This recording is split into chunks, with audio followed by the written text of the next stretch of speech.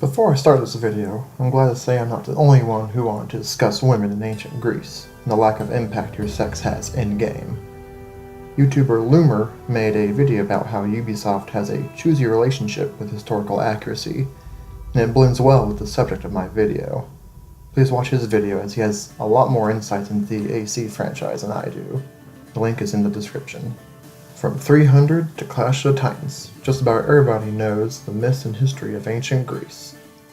I fell in love with ancient Greece when I was in 6th grade, and rekindled it when I got into college. While in college, I minored in history, and if I could have had a concentration, it would have been ancient history. This isn't to say I'm an expert on the subject, but with what I have learned, I am nervous, maybe apprehensive is a better word, about playing as Cassandra in Odyssey. Being able to choose your gender in Odyssey is interesting, especially given the chosen time period. Women were not afforded the same rights as men. In this time period, being a woman pretty much sucked.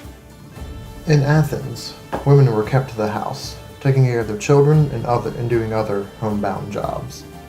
Sometimes they'd take their baskets and go shopping, only to come straight back home. In Athens, if you were a woman just walking about the streets, you were assumed to be a whore.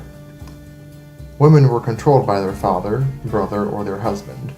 They always had a male figure to oversee them. They were taught the tasks they had to do at home. Philosophy, military, and higher education were for men, not for women. Spartan women had it a bit better, receiving military training and owning property in Sparta. It wouldn't go as far as fielding battalions of Spartan women in war, but the women would fight for their home city if under siege. So what does this mean for Assassin's Creed Odyssey? By the history, being a woman was not fun, as far as we know from the surviving records. Athenian women could only go out for female-focused holidays or errands. Despite the fact of choosing Cassandra or Alexios, there have been plenty of other women characters shown so far. I believe Ubisoft Quebec has chosen to push away this side of Greek history for a more inclusive experience. Playing only as Alexios and dealing with only male NPCs throughout the game would be rather boring. It also wouldn't be hard to imagine fans crying out against blatant sexism and saying it was Ubisoft's views of women, missing or ignoring historical facts.